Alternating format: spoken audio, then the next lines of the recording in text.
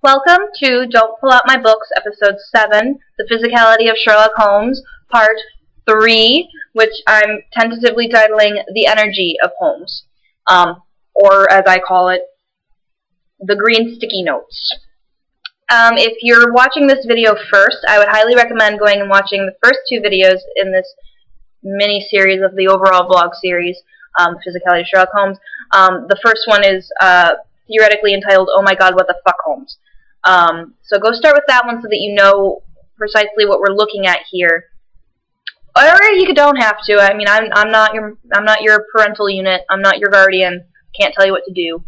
But that will explain better what's going on here. So in this video, I wanted to look at the overall energy of Holmes. In the last video, I looked at those sudden bursts of energy when Holmes goes from rest to motion without any lead up and build up, really. It's just very, very quick and sudden. This video, however, explores the long-term looks and views on Holmes' energy. And this is one of my absolute favorite parts of Elementary's Holmes. Elementary's Holmes does far better than most Sherlock Holmes I've seen this concept that we're going to be discussing. I'm a fanfic writer. Some of you may be watching these because I'm a fanfic writer that you're like, I don't know why you're here, but I do write fanfiction, and one of my favorite things to talk about in terms of Holmes' physicality when I'm writing is that he practically vibrates with tension. I can't really describe it. If I could actually edit these things without my computer crashing, I would totally throw in like clips of what I'm talking about. If you're a long-term watcher of Elementary, though, you know what I'm talking about when I say the vibrations of tension that JLM does so marvelously. Like I'm in love with this interpretation because we don't see it very often, and it's so great. It blows my mind. I'm gonna need water because my throat is parched. Sorry. So we're gonna start talking about that because it is something that's very dear to me on a personal level, and that JLM does wonderfully. So here, I didn't mark down which story this is from. Oh my gosh, how awful am I? Oh, it's from Sign of Four. This is my Sign of Four packet, that's why. So in Sign of Four, we have this exchange between Watson and Miss Hudson. No, sir, he has gone to his room, sir. Do you know, sir, sinking her voice into an impressive whisper, I am afraid for his health. Why so, Mrs. Hudson? Well, he's that strange, sir. After you was gone, he walked and he walked, up and down, until I was weary of the sound of his footstep. Then I heard him talking to himself and muttering, and every time the bell rang, he came on the stairhead with, What is that, Mrs. Hudson? And now he has slammed off to his room, but I can hear him walking away the same as ever. I hope he's not ill, sir. I hope he's not going to be ill, sir. I ventured to say something to him about cooling medicine, but he turned on me, sir, with such a look that I don't know how I ever got out of that room. I don't think you have any cause to be uneasy, Mrs. Hudson, I answered. I have seen him like this before. He has some small matter upon his mind which makes him restless. I think that's a great adjective, and you unpack your adjectives. Yeah, adjective to describe, yes, I have to do that for everything grammar-related. I think that's a great way to describe Holmes, in general, as restless. But I think that's a particularly excellent adjective to describe JLM's Holmes. Restless is so good at explaining that. And we're going to see a lot of these words come up over and over again to describe Holmes when he's on a case. Flipping. In Second Stain.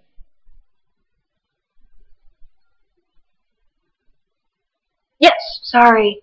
All that day and the next, Holmes was in a mood which his friends would call taciturn, and others morose.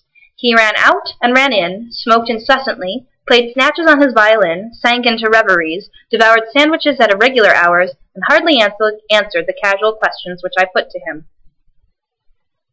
So that's an example of him expressing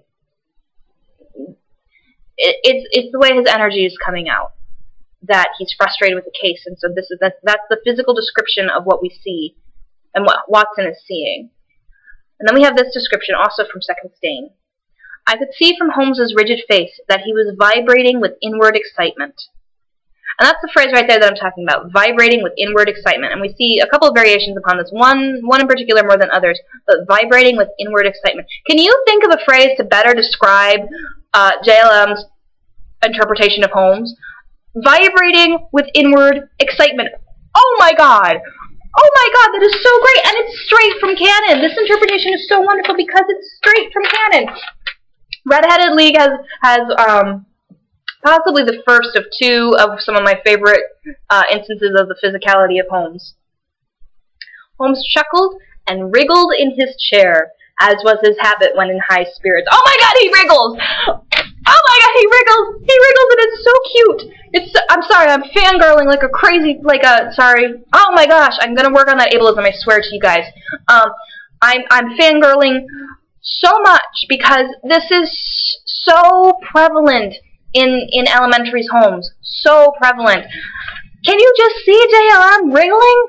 I mean, there's that video of Lucy Liu and Johnny Lee Miller doing an interview or a con panel, and Lucy Liu says something about how they're never ever going to get together, and like JLM does like this sort of thing and makes a face. He wriggles in his chair! He wriggles in his chair! I'm sorry, there's a lot of energy up in here right now. In Beryl Coronet, we have an instance where Watson can see the energy, but perhaps not others can. I could see by his manner that he had stronger reasons for satisfaction than his words alone would imply. His eyes twinkled, and there was even a touch of color upon his sallow cheeks. So Holmes not only has a great deal of energy, but his energy is almost expressed in physical reactions. You know, his eyes are twinkling. That's not something you can really help. If you're, cheerful, your eyes twinkle. But there's color upon his sallow cheeks. He's excited, and his body is reacting to that excitement.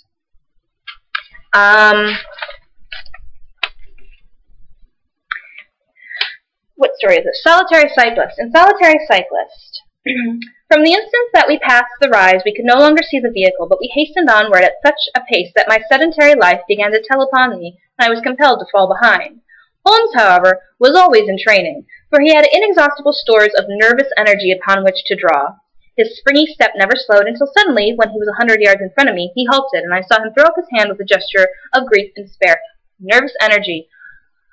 Nervous is a word that comes up a lot in canon to describe Holmes and the outlet of his energy. Nervous energy is seen a lot. There's other references used in nervous that we're actually going to see in the next video. Holmes's hands. That is used almost more frequently in that case. But nervous is used a lot with Holmes. In Norwood Builder, Holmes was outwardly calm, but his whole body gave a wriggle of suppressed excitement as he spoke. There's that second wriggle that I was talking about, and suppressed excitement. Remember that phrase. Specifically, remember the word suppressed. In The Golden Pince-Nez, as to my friend, all his usual energy seemed to have deserted him. So this energy is usual for him. You know, in my previous video, Sudden Bursts, we looked at instances where before he had been still and then he burst out. But we see that this is actually, that these references to suppressed energy and him flinging himself on the floor, and all this comes together to equal his energy levels. And this is how he usually is, according to Watson. Also from Golden Pince-Nez. He shoved the large tin of cigarettes which stood on a table beside him towards my companion. Holmes stretched out his hand at the same moment, and between them they tipped the box over the edge. For a minute or two we were all on our knees retrieving stray cigarettes from impossible places. When we rose again, I observed Holmes's eyes were shining and his cheeks tinged with color. Only at a crisis have I seen those battle signals flying. So again, we see that physiological reaction to Holmes's excitement that he's carefully keeping contained. Also, didn't catch that reference earlier. Another weird thing that Holmes does.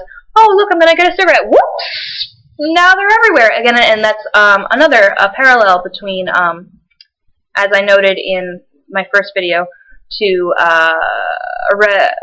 not resident patient, Reigate Squires when Holmes knocks over the orange bowl. So look at that. You're getting some bonus video 1 material in video 3.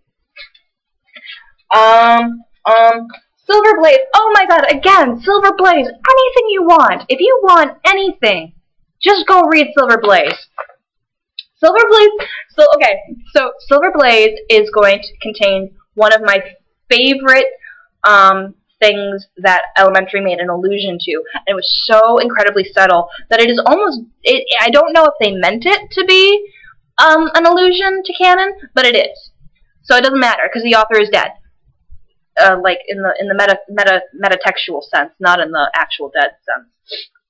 But we're going to begin with we have 2 quotes from Silver Blaze, and I'm going to begin with the one that is, what I'm generally talking about here. Actually, no, I'm not. I'm not. I'm going to change my mind. So, do you guys remember in episode 2? So, I think it's episode 2. 2 or 3. 2, maybe? When Holmes is in the addict meeting, the group meeting, he's zoning out, and Watson's like, "Oh, man, are you okay?" And she reaches out and touches his arm, and he like shoots up, and he's like, "Amygdala!"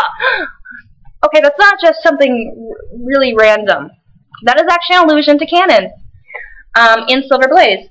We all sprang out, with the exception of Holmes, who continued to lean back with his eyes fixed upon the sky in front of him, entirely absorbed in his own thoughts. It was only when I touched his arm that he roused himself with a violent start and stepped out of the carriage. Bonus canon reference! Canon reference that may or may not actually be meant to be a canon reference, but is a canon reference! Touches his arm, violent start. And we continue on. "Excuse me," said he, turning to Colonel Ross, who had looked at him in some surprise. "I was daydreaming." There was a gleam in his eyes and a suppressed excitement in his manner which convinced me, used as I was to his ways, that his hand was upon a clue, though I could not imagine where he had found it. Suppressed excitement. There's that phrase again, suppressed excitement, which really, again, I think is just a perfect way to describe both canon Holmes, as, we're seeing lots of these references here, but also describe JLM's and Elementary's interpretation of Holmes. Crooked man. In spite of his capacity for concealing his emotions, I could easily see that Holmes was in a state of suppressed excitement, while I was myself tingling with that half-sporting, half-intellectual pleasure which I invariably experienced when I associated myself with him and his investigations. Suppressed excitement again. Wisteria Lodge. I could tell by numerous subtle signs, which might have been lost upon anyone but myself, that Holmes was on a hot scent. As impassive as ever to the casual observer, there was nonetheless a subdued eagerness and suggestion of tension in his brightened eyes and brisker manner which assured me that the game was afoot. So, again, we're seeing tension being used to describe him. There's a quote from video 2 which I used that described the phrase like nervous tension or something like that.